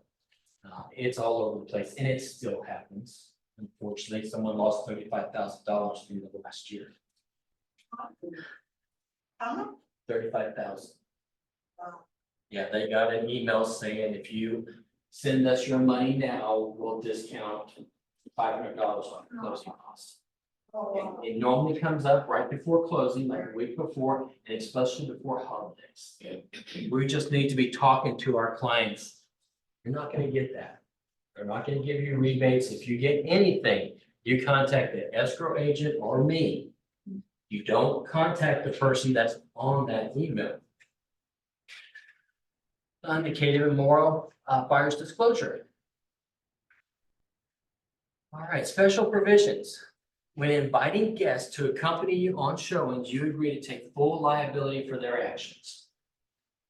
You haven't shown a lot of properties, you will get the couple that want to have mama and daddy, siblings, aunts and uncles, nephews, nieces, all coming with you. This is just letting them know, you're welcome to bring them, but you're taking full responsibility for them and liability for them. Special provisions is also a good place to, when they've said, you've negotiated whatever compensation. And you tell them if we go to a property that does not offer that compensation, you're gonna have to make it up. They may say, I don't wanna see those properties. I only want properties that are offering compensation. You can put that in there. Buyer only wants to see tour homes that offer X compensation. You can't just say, well, you know, to that scenario that you just gave. If they ain't on the loan, we're not taking everybody to see these houses. You can do that also. Yeah, it's like, that's too many damn people, you probably doesn't all these damn houses. You know how long it's gonna take for 6 days, people go up and downstairs, look at this house, no. My couple had twins, there were 2, Yeah. and they thought they had to take their shoes off at every single house. Oh. Because we had to do it at one. Yeah, it took forever. A lot of times they show up and you don't even know about it to show up at the house. Like, it would be nice if you tell them to bring these people. You know, it's gonna cut down how many houses you're gonna see, because you don't have to wait for you to get the bait and get it out of the car. Yeah. Oh, they brought the nanny with them. Oh, sweet Jesus. Yeah. So on here, you can put that they do not want to see any home in the. All right. They don't want to see any home that's not offering that compensation. The settlement, which has always been this way, if they want to see a house, you must show it. But on here, they've already said, if it's not offering you compensation, I don't want to see it. Now, if they send you one to show, make them a call. Hey, this one's offering X%. Talk to your clients. I remember a buyer who his wife had said, I do not want to live north of Highway 59. Ruben called me with a new house just came on the market. We want to go see this one. Okay, I can make an appointment for you. But you realize this is north of 59 and Anna has already said she will not live north of 59. What has changed? Nothing. Do you really want to see this property? No. Okay. Additional notices, brokers' fees and sharing of fees between brokers are not fixed, controlled, recommended, suggested. That has to be part of the settlement. And they say it has to be prominently displayed. I don't know, maybe they'll move it up earlier in the document. In accordance with Fair Housing, National Association of Realtors, brokers must provide without regard to race, color, religion, national origin, sex, primary status, sexual orientation, or gender identity. Broker is not a property inspector, pest That needs inspector. to be capital. Oh, yeah. That really. And they're I adding, see so many realtors trying to do all those damn things. I mean, like, you know, you need to take that hat off. You cannot be an inspector. You need to stop. no, it doesn't mean you don't point things out. Yes. Now, if you see, I went into a house in Sugarland, Covington Woods. When you went in the house, the living room, there was a crack. You could see the dirt. Was that a foundation issue?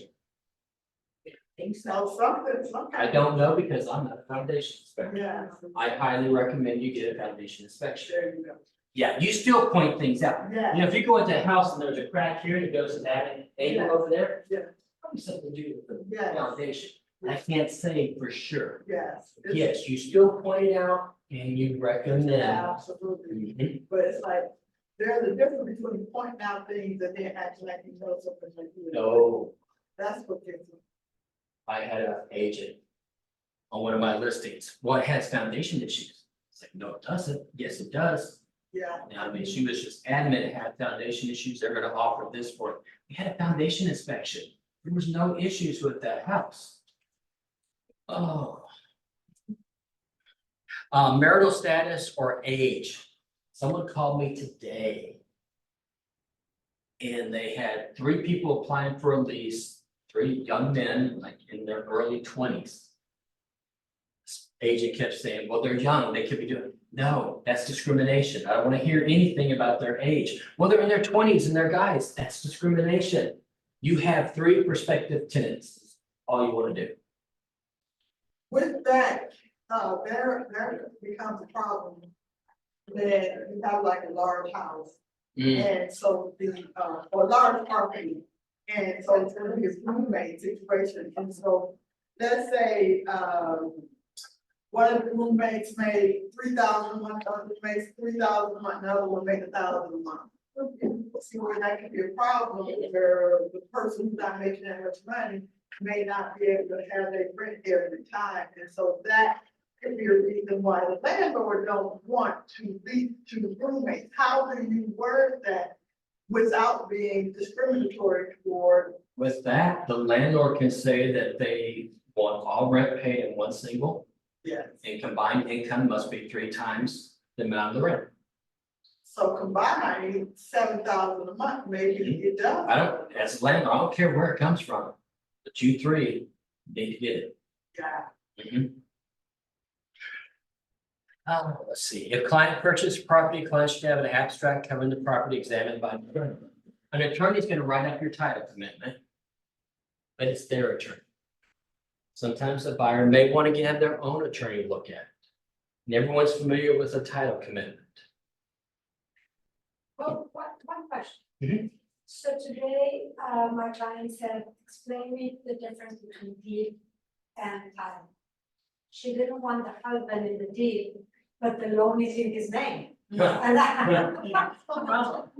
That's a problem. I know, and I said, I'm sorry, I know you're paying it, but the law is in his name, so. And it's community property state anyway, so. Well, she said, I'm married, separate, well, I said, doesn't really matter in Texas.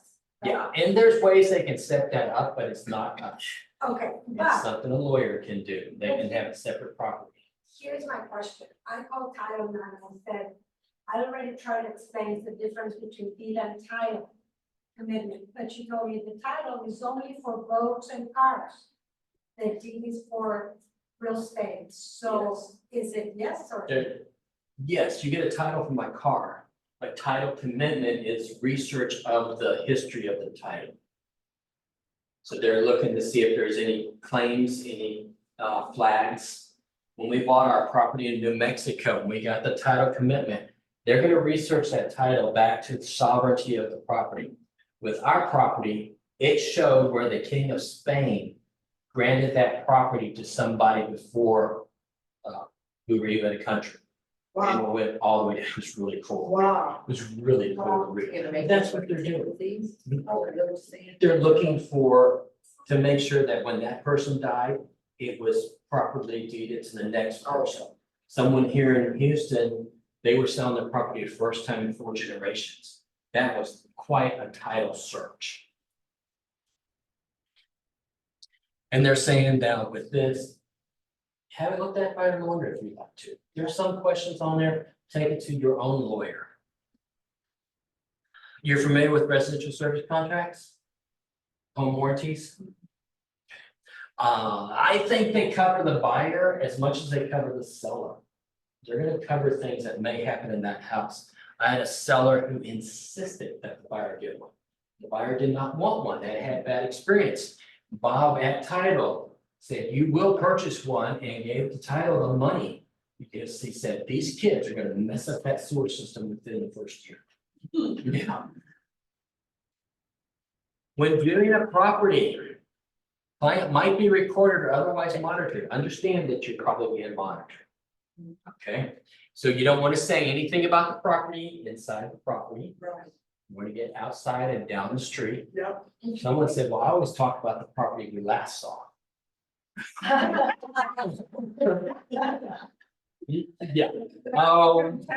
Have y'all seen the YouTube and through National Association of the Realtor opening the refrigerator and drinking the milk right out of the jug? Have you seen the YouTube video of the agent and her boyfriend having relationships on the couch? No. Yeah. Those are extremes. We're all gonna run to YouTube now. Yeah. What is it? Who's this? But let them know that they're probably gonna be monitored. So you don't want to be going in there jumping up and down. It blows my mind how agents have sex, how frequent agents have sex inside somebody's house. It's like, are you kidding me? You know? It blows my mind. And I'm you got. Also. That's exciting. There's other Mhm. I got a joke for you later. Also, you must have written permission before your clients or you can photograph or video a home. Yes, Private property. yes. So if you have a client that you know wants to take a video or pictures of the house, maybe they have another buyer who's not with them, get written permission. Send an email to that other agent. My clients would like to take pictures, is this okay? I was sitting in my open house and this agent just came in and started videotaping. I said, what are you doing? You can't do that. And she said, yeah, I want to put this on my, I said, no, I'm the listing agent. And I know you haven't talked to my sellers. We didn't give you permission to do that. Stopped her in her place right there. She said, well, the other agent that we do this to, I said, the other agent wasn't on her business. You know, but I'm not letting you do that. Yeah, you cannot do that. You must have written permission. Any place trying to. It's private property. Yeah. Yeah. And sometimes they have stuff in there that you don't want going out on YouTube. Exactly. So what do you do in a situation where somebody walks into the house out looking, my sister is away and she asks me to come pick look at this house for her. And I wanna take pictures to send them to her so she can, you know, whatever. See, at something this, like that. you can just say, we have to get permission first. Maybe you can send a quick email, phone call to the listing agent and get permission. So it's the listing agent that would do. Yeah, listing agents working on behalf of the buyer, sellers. Or look on MLS, it's fun to picture of it. Yeah. That's good. It wasn't pictures, so it's video. They want to. Mine are Matterport, so you can do that too. I always do a Matterport. And then we talk about wire fraud again. If they are working with an attorney, if one party is working with an attorney, you're gonna have the. Oh, no, I'm on the wrong place. This is page 5. Broker's printed name, Keller Williams Memorial 9000862. Your signature as an authorized agent for the broker. Printed name of you, and then the client's names and their signatures. Must be signed by all parties before it is enforceable. Any questions about the buyer's representation agreement? Is it gonna be anything mind boggling you can write with us in the next hour? I'm really sorry, that I can't contain any more information. Oh my goodness. I'm sorry. It's in here, right? Yeah, it's in there. I love you, you know that, but I can't contain any more. There are other things that have to go on. I just didn't know it was gonna be around. I love it. Specialties, It was an excellent class, thank you. thank you, yes. Foreclosures. Whole different ballgame. Mitch, can I make a question? Yes, Who should fill out the form? Both at the same time in a meeting, Zoom meeting, me and my client? you can fill it out before, you just have to go through and make sure they agree to everything. Okay. At this point, you may want to keep the compensation blank, Mhm. and you're actually with them to explain it. Okay, so I do before and I leave the compensation blank. I talk to him. After that, I check everything and send back to him for signing, Yeah. right? You can do that. Yes. Okay, thank you. Foreclosures, remember that they're purchasing property from an entity. And the entity is not going to be giving you a seller's disclosure. You're gonna want to advise your buyers, they get all inspections for this. Short sales, so that means you have a distressed owner. If they're not making their payments. If they're not making their payments for their mortgage, or are they taking care of the home? Do they have the money to take care of the home? There may be multiple lien holders that have to approve your contract. Again, we're gonna recommend that our buyers get all inspections. Flip properties. Does someone, an investor, have to give a seller's disclosure? I just bought it, I did some repairs on it, and turned it over and sent it, sell it. Am I required to do a seller's disclosure? Yes. Yeah, if you own the property, you must do it. Oh. But you just said never. I don't know. Yeah, they can put never lived in there. I've seen them where they put unknown on everything, everything. Yeah. And you know, one agent, I called them and I said, hey, could you get with your sellers and show them your pictures? Because the seller says he doesn't know if there's plumbing in the house. And I see pictures of bathrooms and kitchens. You know, we're there to protect our sellers as much as we can. You can look at the seller's disclosure. You can go back and say, hey, you may want to look at this and this. Because they're still responsible for it. Again, all inspections. Estate properties, these, they don't require a seller's disclosure. They do have to disclose any material facts with all of these. It may take a little bit longer. There may be multiple errors and have to sign it out. And you're also dealing with higher emotions. You have to take that into consideration. Can you tell me about inspections, when there's an inspection, then you have to show that inspection to anyone that asks for it? If it's been done according to our seller's disclosure, you have to attach it. If you're using the TAR stones disclosure, if they're not using that one and they have one, they have to disclose all material facts. So anything that's on that inspection, material fact, you might as well just give them an inspection. But anyone that asks for it, you have to. No, not until they're starting to do a transaction with you.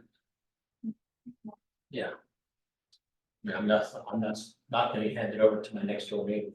No, but I just said if, If I had a buyer who would not purchase a home if the roof was over 7 years old. Now, before I showed any property, if it wasn't uploaded, I would call the agent, and yeah, they would send it to you that way if they have.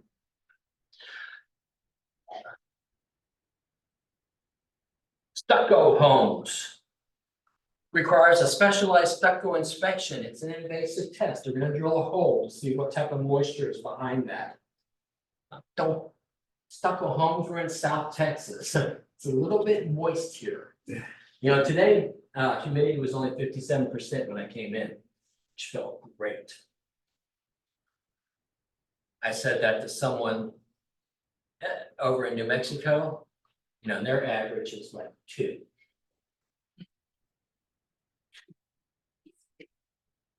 Flooded properties, extensive inspections that specialize in detecting moisture. In 2022, when they updated our contract, they added, oh, did they? Or is it in the proposal for this year? I think it's in the proposal for this year, that if they've had flooding and they've had mold remediation, it's in the contract, they must provide documentation. So that's a proposal for the change to the one before this year.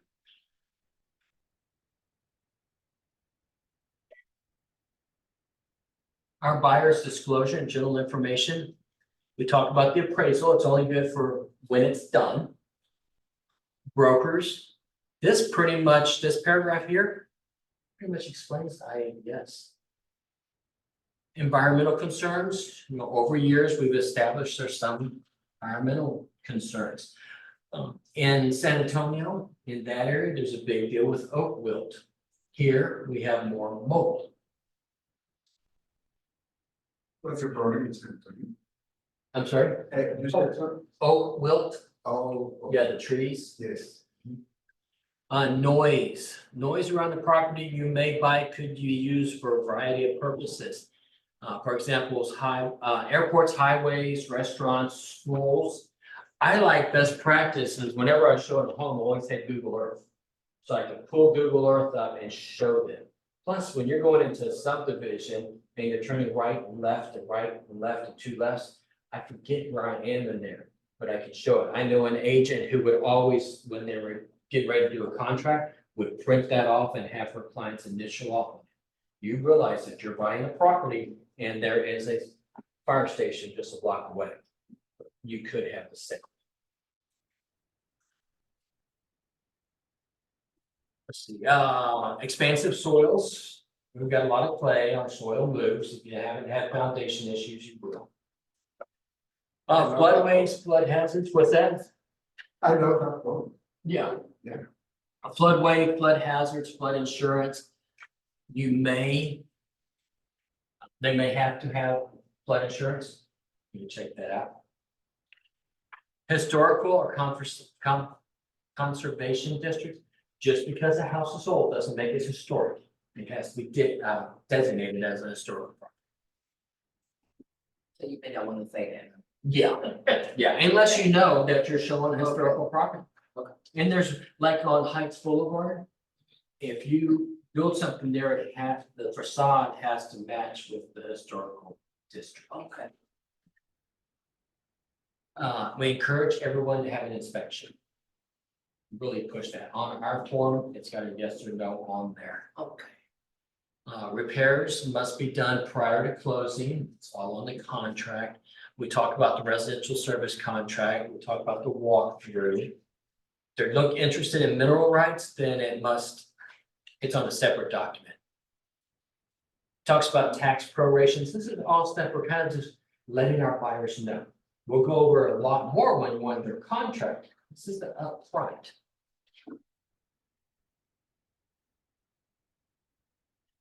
If they're purchasing a property where there is a tenant in the property, the buyer has to be willing to be a landlord.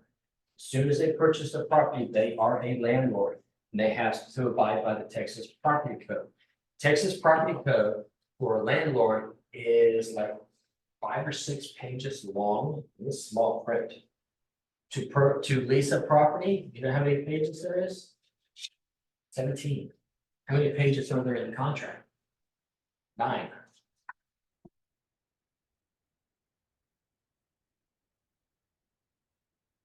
Look at the seller's disclosure. There are items marked on there that'll say whether or not they're owned or leased. Solar panels, security systems, water filtration systems, and satellite dish. The seller will put on their owned or leased. If they say leased, you must include the 1954, which is the fixture lease. If there's a tenant, even if the tenant is, they tell you they're moving out at the end of this month, if you go under contract today, you still want to have that 1953 residential lease addendum. What if they don't move out?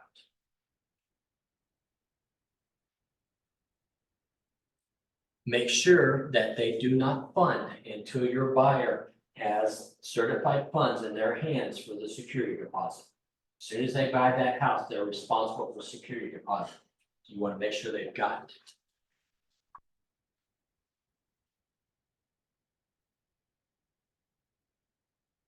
Once they purchase the home, they can use the 2210 to let the tenant know that I'm your new landlord. This is where you're going to be sending your funds to. Amendments, all changes to a written contract must be on an amendment. Please don't go back and cross things out and try to initial them. It is a legal binding document. Yeah. When you're going back and trying to cross things out and initials over them, what I see a lot, and we have to send it back. Agents will put the initials on something that's changed and it's over the paragraph. Well, they have to be able to read it, do an amendment. If you're doing if you're a buyer's agent and you send over an offer and that seller crosses things out that they don't want, yeah, and they sign it, it's not executed. Okay, what court said was, I don't care what you signed, what you crossed out, you signed it, you're responsible for exactly how it was when the offer was made. Because the other party hasn't agreed to it. Best bet, do a fresh one. All clean. When requesting repairs, be specific. You can't just send the inspection report over. Because inspection report just says the deficiencies. It doesn't say what you want done with them. So always repair, replace, treat. Amendment for repairs. Seller will have pool filled. What does that mean? Sellers thought, okay, we'll put water in it, we'll have it chemically treated, so it's all balanced. Buyers came to walk through and said, why is there a pool? I didn't want a pool, I wanted it filled in. But the agent didn't write it, wasn't specific. Yeah. Be specific, has to be repaired, replaced, treated. Option period. There must be consideration for an option period. You must pay for an option period. If you want to extend the option period, you must pay for the extension. Think about it like you have one option period that's in the contract. Then you decide you need a little bit more time. You're doing a second option. So you must pay for it. It must be paid for when that amendment is done. And the state has already defined that. And said if it's not paid for, you didn't purchase one. Document.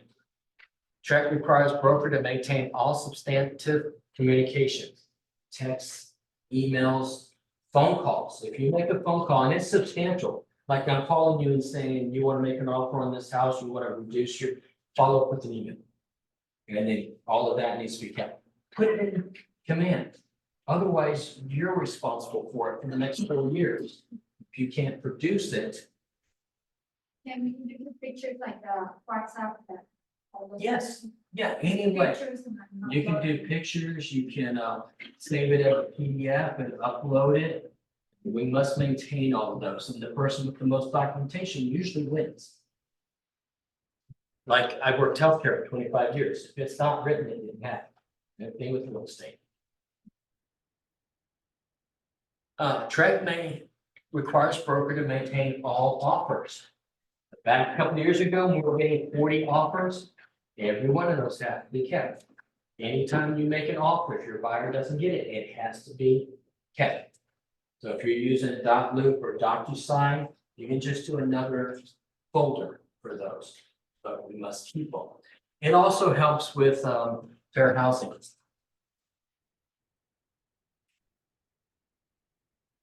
It's important to you to have a paper trail. Be careful with abbreviations, like I said with paragraph 22 of the contract, TXR 2515. What is that? The general public doesn't know. Always follow up a phone call with an email. It's going to establish that, yeah, I understand what you were saying, and you understand where I was coming from. All right, if I told you, I'm your buyer. I want to purchase a property that was built around the turn of the century. Where would you take me? The Heights, okay. Where else? Washington area, like, Yeah. Those houses are really old. I want something turn of the century, oh. 2000. Oh, this is tricky. This, when you're doing your buyer's consultation, ask the question. I remember I had a buyer who said they wanted a large yard. Now, the property I live in is just shy of a quarter of acre. I think that's a large yard. When I asked them, how do you plan on using it? Well, we like to have some friends over for barbecues and get-togethers. Well, how many friends do you usually have? I said 4 or 5. They were moving from downtown, so a large yard to them was a normal suburb lot. But if I hadn't got that, I would have been looking for quarter acre and larger for them. If they're asking for a 4-bedroom house, what's your next question? That could be a good one. Good one. 1 or 2 stories. Yeah. Okay, how are you going to use those rooms? So if I tell you I need that primary for me, and then I have 2 kids, so I want each of them to have their own room, and then I work from home for the other room. So if I found you a 3-bedroom house that has a study or a formal dining that you could be used, would that work for you? Well, of course, yeah, that would work. Finding out how they're going to use it, so you get understanding of what they're looking for.